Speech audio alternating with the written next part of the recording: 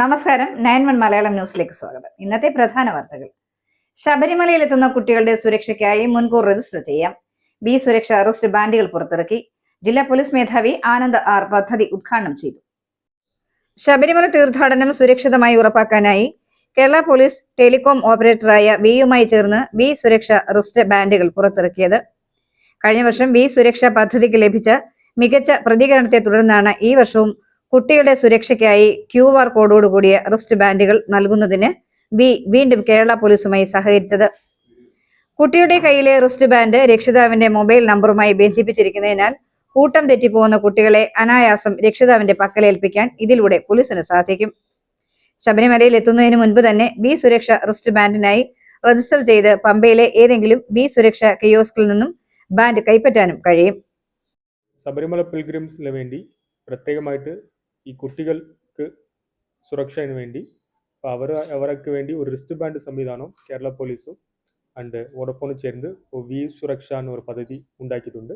അപ്പോൾ അതിനായിട്ട് ഈ കുട്ടികളായിട്ട് വരുന്നവർക്ക് പമ്പയിലെ തന്നെ അവർക്ക് ഈ റിസ്റ്റ് ബാൻഡ് കൊടുത്ത് ആ റിസ്റ്റ് ബാൻഡിൽ അവരുടെ ഗാർഡിയനായിട്ട് വരുന്നവരുടെ ഡീറ്റെയിൽസ് എല്ലാം ഒരു ഡിജിറ്റലി ഒരു എൻട്രി ചെയ്യാൻ സംവിധാനം വോഡഫോണായിട്ട് ചെയ്തിട്ടുണ്ട്. അപ്പോൾ അവരുടെ പാരൻസ് ഡീറ്റെയിൽസ് എല്ലാം ഒരു QR കോഡായിട്ട് റിസ്റ്റ് ബാൻഡിൽ തന്നെ ഉണ്ടാകും. അപ്പോൾ അവർ എവിടെയെങ്കിലും തീർത്ഥാടകർ പോകുന്ന വഴിയിൽ എവിടെയെങ്കിലും മിസ്സായാലോ ഇല്ല ഗ്രൂപ്പിലൊന്നും തെറ്റിപ്പോയാലോ അപ്പോൾ അവിടെയുള്ള ഉദ്യോഗസ്ഥർ ആ QR കോഡ് സ്കാൻ ചെയ്ത് അവരുടെ ഗാർഡിയൻസ് പാരൻസിൻ്റെ ഡീറ്റെയിൽസ് അവരുടെ ഫോൺ നമ്പറൊക്കെ അവർ ഉണ്ടാകും. സോ അതുകൊണ്ട് ആ ഗ്രൂപ്പ് മെമ്പേഴ്സെ വിളിച്ചിട്ട് ഈ മിസ്സിംഗ് ആയ കുട്ടിയെ വീണ്ടും സുരക്ഷിതമായിട്ട് അവരുടെ ഗ്രൂപ്പായിട്ട് പാരൻസായിട്ട് ഏൽപ്പിക്കാൻ സാധിക്കും. പത്തനംതിട്ട ജില്ലാ പോലീസ് ഓഫീസിൽ നടന്ന ചടങ്ങിൽ B Kerala business head George Mathew പങ്കെടുത്തു. നമസ്കാരം. നിങ്ങൾക്കറിയുന്നത് പോലെ കേരളത്തിലെ നമ്പർ 1 മൊബൈൽ ഓപ്പറേറ്ററായ വോഡഫോൺ ഐഡിയ കേരളത്തിലെ ആളുകളുടെ സുരക്ഷയ്ക്കും അവരുടെ കാര്യക്ഷമതയ്ക്കും വേണ്ടി പല രീതിയിലുള്ള കാര്യങ്ങൾ ചെയ്യുന്നുണ്ട്.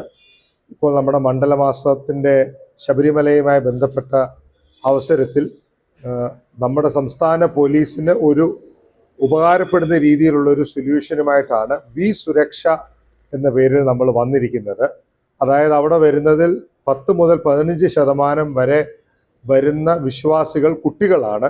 ഈ തിരക്കുകൾക്കിടയിൽ കുട്ടികളെ മാതാപിതാക്കളിൽ നിന്നോ കൂടെ വരുന്നവരിൽ നിന്നോ നഷ്ടപ്പെട്ടു പോകാനുള്ള സാധ്യത കണക്കിലെടുത്തുകൊണ്ട് അവർക്കൊരു പ്രയോജനം കിട്ടുന്ന രീതിയിൽ പോലീസിന് ഉപകാരമുണ്ടാകുന്ന രീതിയിൽ ഒരു wrist band QR code enabled നമ്മൾ ചെയ്യുന്നുണ്ട്.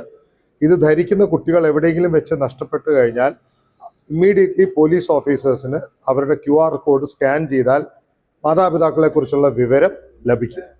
തിരുവിതാംകൂർ ദേവസ്വം ബോർഡിൽ രാഷ്ട്രീയ പാർട്ടി നോമിനികളെ ഒഴിവാക്കി ഗവർണർ നോമിനികളെ നിയമിക്കണം. ശ്രീ അയ്യപ്പ ധർമ്മ പരിഷത്ത് ദേശീയ സെക്രട്ടറി അയർക്കുന്നം രാമൻ നായർ. ശബരിമലയിൽ മണ്ഡല മകരവിളക്ക് കാലത്ത് തീർത്ഥാടകരെ സഹായിക്കുന്നതിന് കേരളത്തിന് അകത്തു പുറത്തുമായി 100 സേവന കേന്ദ്രങ്ങൾ തുറക്കുവാൻ ക്രമീകരണം ചെയ്തിട്ടുണ്ടെന്ന് ശബരിമല ശ്രീ അയ്യപ്പ ധർമ്മ പരിഷത്ത് ദേശീയ ജനറൽ സെക്രട്ടറി അയർക്കുന്നം രാമൻ നായരും ചീഫ് കോർഡിനേറ്റർ ചവറ സുരേന്ദ്രൻപിള്ളയും വാർത്താ സമ്മേളനത്തിൽ പറഞ്ഞു.